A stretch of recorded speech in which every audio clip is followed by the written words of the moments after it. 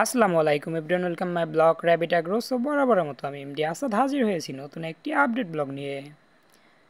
সকাল সকাল আমাদের ইনকিউবেটর খুলতেই কিন্তু বেশ কয়েকটা হাঁসের বাচ্চা দেখা যাইতেছে। সো এইগুলো হইতেছে আমাদের দ্বিতীয়বার বসানো হাঁসের বাচ্চা, মানে দ্বিতীয়বার ডিম বসাইছিলাম। যদিও আমরা আশা করছিলাম এখান থেকে আমেরিকান কেস্টেড ডাক হাঁসের বাচ্চা পাবো বা ঝুটিওয়ালা বাচ্চা পাবো, কিন্তু হয় নাই, দুর্ভাগ্য। আর এদিকে আমাদের কোয়েলের এগগুলা বাচ্চারা কিন্তু ভিতর থেকে ভাঙতে শুরু করছে অলরেডি।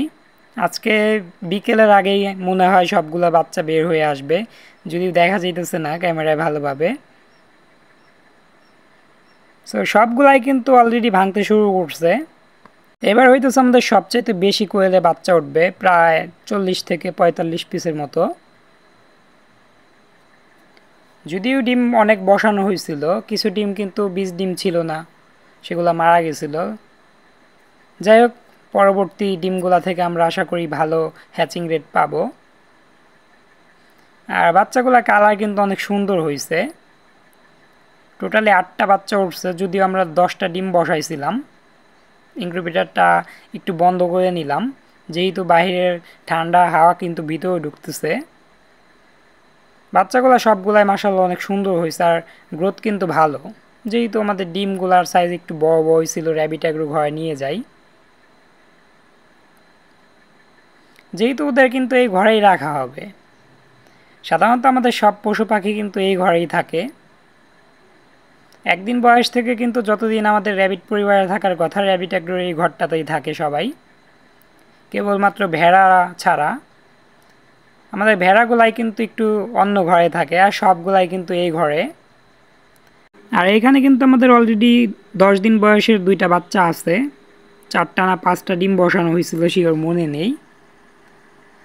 এগুলার সাইজ কিন্তু অনেক সুন্দর হয়েছে, আর প্রচুর পরিমাণ ভয় পাইতেছে আমাদের ছোট বাচ্চাদের দেখে, ভাবতেছে এগুলো কি নাকি। যদিও একটু পরে কিন্তু সব বন্ধ হয়ে যাবে। তো একটু পর থেকে কিন্তু একসঙ্গে ওরা থাকবে। আর এদিকে আমাদের দেশি মুরগির বেশ কয়েকটা বাচ্চা, মাশাআল্লাহ বাচ্চাগুলোর গ্রোথ অনেক সুন্দর। এই বাচ্চাগুলো আমরা এখান থেকে আজকেই সরিয়ে ফেলবো, কারণ আমাদের কোয়েলের বাচ্চাগুলো এখানেই রাখতে হবে। আর এদিকে আমাদের র্যাবিটগুলা মাশাআল্লাহ সবাই অনেক ভালো আছে। আর উপরে আমাদের পুষ্পরাজ ডিমে তা দিতেছে, আর পুষ্পরাজের ওয়াইফ ওইদিকে দাঁড়ায় রয়েছে। যদিও জানি আমি ভিডিও করার সময় কিন্তু ডিম রেখেই চলে আসে, ও কিন্তু ঠুকরাইতেছে আমার ফোন রে।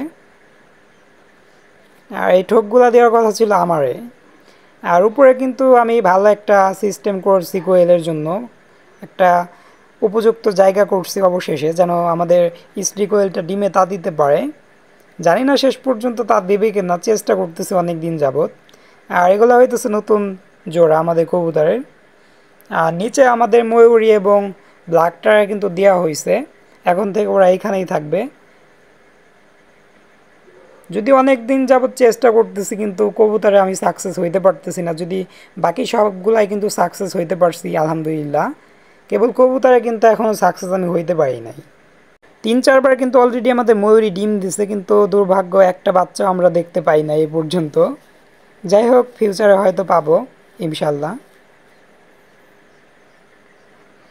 আর কোয়েল পাখি সম্পর্কে আজকে আর কোনো কথা আমি বলবো না, কেননা অনেক দিন যাবৎ কিন্তু আমি এই কোয়েল পাখি সম্পর্কেই কথা বলতেছি। যদিও আমাদের এই কোয়েলটার একটু চোখ ফুলছে, যদিও ঠান্ডার সমস্যার কারণে। আর এইটারে করতেছে সবাই কিন্তু এই চোখের মধ্যে ঠুকরাইতেছে, যে কারণে ওকে আর ওইখানে রাখা যাবে না। কেননা ওকে যদি ওইখানে আমরা রাখি তাহলে কি হবে, ওর চোখ একদম উপরে ফেলবে বাকি সুস্থ কোয়েলগুলা। আর এদিকে দেওয়ার পরেও কিন্তু দেখা যাইতেছে আমাদের মুরগির বাচ্চাগুলা ওরে মারতেছে উল্টা। মুরগির বাচ্চাগুলা কত ছোট ছোট, সবে মাত্র 4 দিন বয়স, আর আমাদের এই কোয়েলটা কত বড় সাইজের, ওরে কিন্তু মারতেছে। যদিও কোয়েল প্রচুর পরিমাণ ভয় পাইতেছে, কেননা এখানে ও একা এবং নতুন জায়গা। আর এদিকে কিন্তু একদমই অন্ধকার হয়ে যাইতেছে, মেঘাচ্ছন্ন আকাশ। সম্ভবত অল্প কিছু সময়ের ভিতর বৃষ্টি শুরু হয়ে যাবে। আমাদের র্যাবিট অ্যাগ্রো ঘরের পর্দাটা কিন্তু এখনই আমি তুলে দেব, কেননা যদি বৃষ্টি আসে তাহলে কিন্তু কি হবে, সেচা ঘরের ভিতর ঢুকবে, বৃষ্টির পানি ঢুকলে ঘরে অনেক সমস্যা হবে। পর্দাটাকে আমি উঠাই দিলাম, বা পলিথিনটাকে কিন্তু আমি উঠাই দিলাম। আর অলরেডি কিন্তু বৃষ্টি শুরু হয়ে গেছে, দেখা যাইতেছে, যদিও তেমন একটা বেশি দেখা যাইতেছে না। আজকে এই পর্যন্ত, টাটা, বাই বাই।